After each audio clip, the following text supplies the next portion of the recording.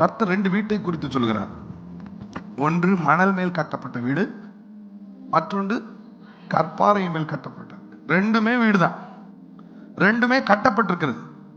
இப்போ 2ஐ குறித்தும் இயேசு சொல்கிறார். ஒரு பெருங்காற்று வந்து பெருமழை பெய்து பெருவெள்ளம் மோதினது. 2 வீட்டு மேலையும் மோதிச்சு. 2 வீடும் பெருங்காற்றை பார்த்தது, பெருமழையை பார்த்தது, பெருவெள்ளம் வந்து மோதினது. பெருங்காற்று பெருமழை பெருவெள்ளம் எப்படி மணல் மேல் கட்டப்பட்ட வீடை மோதிதோ அப்படியே கற்பாறை மேல் கட்டப்பட்ட வீட்டையும் மோதி பார்த்தது. உபத்திரம் வராது, எனக்கு பிரச்சனை வராதுன்னு யாருமே சொல்ல முடியாது. இந்த சத்தத்தை கேட்கிற உங்களுக்கு ஒவ்வொரு தனிநபருக்கும் சவால்கள் வரத்தான் செய்யும். ஆனால் என்ன வித்தியாசம்? மணல் மேல் கட்டப்பட்ட வீடு அந்த பெருங்காற்று பெருமழை பெருவெள்ளத்தை சந்தித்த உடனே விழுந்து இடிந்து முற்றிலும் அழிந்தது.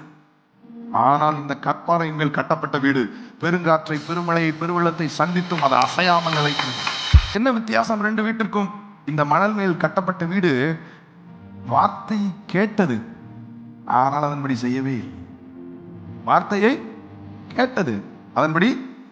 ஆனால் கற்பாறை மேல் கட்டப்பட்ட வீடு என் வார்த்தையை கேட்டு அதன்படி செய்கிறவனே கற்பாறை மேல் கட்டப்பட்ட வீடு.